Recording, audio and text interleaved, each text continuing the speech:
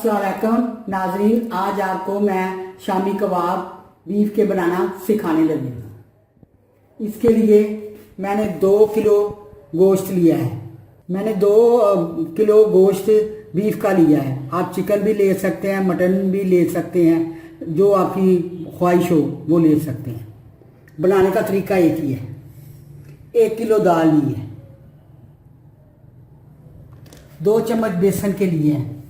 आप बुने हुए चने भी ले सकते हैं, लेकिन उनका भी पाउडर बनाना है।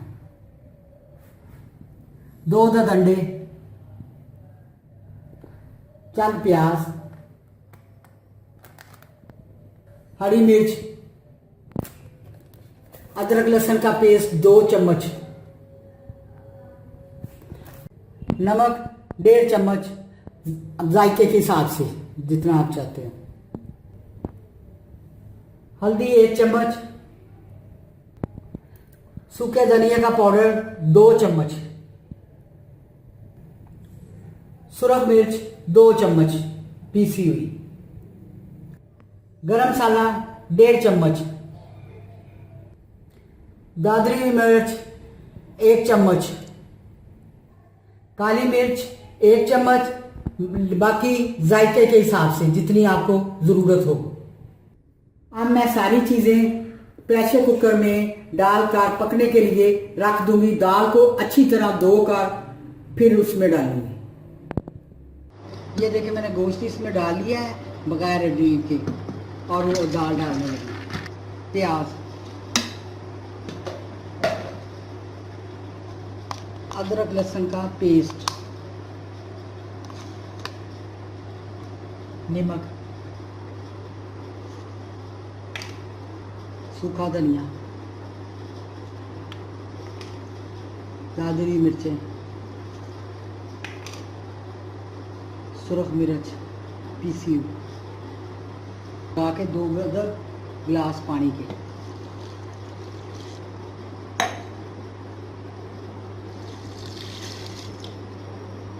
अब मैं इसको वेट लगाने लगी, लगाकर आग पे रख दूँगी। अब ये मैंने ढक्कन लगा के आग पे रख दिया है।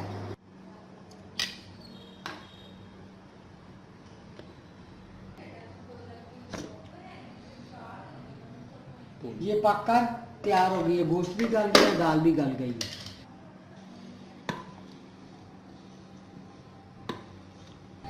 अब मैं इसे कीमे वाली मशीन में ग्राइंड करके इसकी टिक्कियाँ बना लूँगी।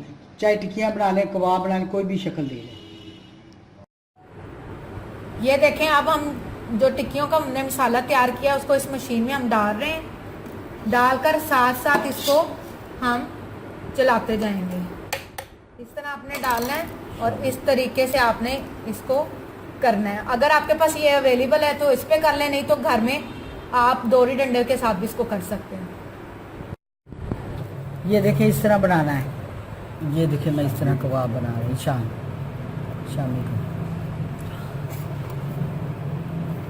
थोड़ा सा पानी लगाना है। इस तरह पानी लगाया मैंने हाथ को लगा के, तो इस तरह फिर कर लेना।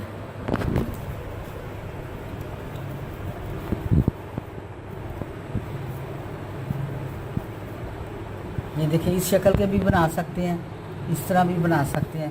इस तरह मैं बारी बारी बनाती जाऊंगी।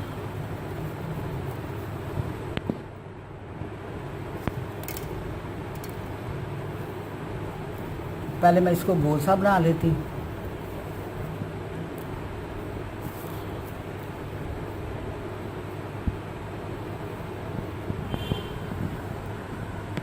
ये देखें, अब हमने इसकी टिक्कियां बना ली हैं।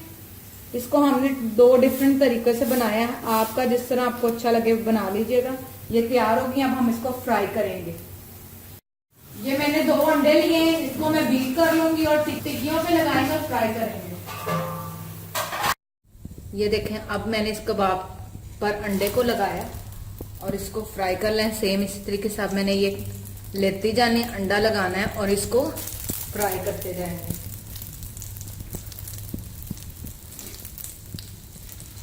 गोल्डन ब्राउन होने पर हम इसको उतार लेंगे।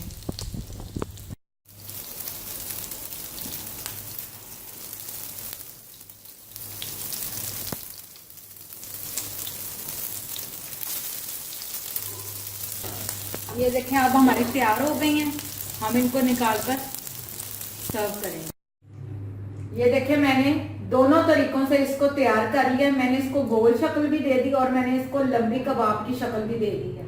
उम्मीद करती हूँ कि आज की हमारी रेसिपी आपको पसंद आई होगी। शामी कबाब घर पे जरूर ट्राई कीजिए। इंशाल्लाह एक बार नई रेसिपीज के साथ फिर हाजिर होंगे। Thank you.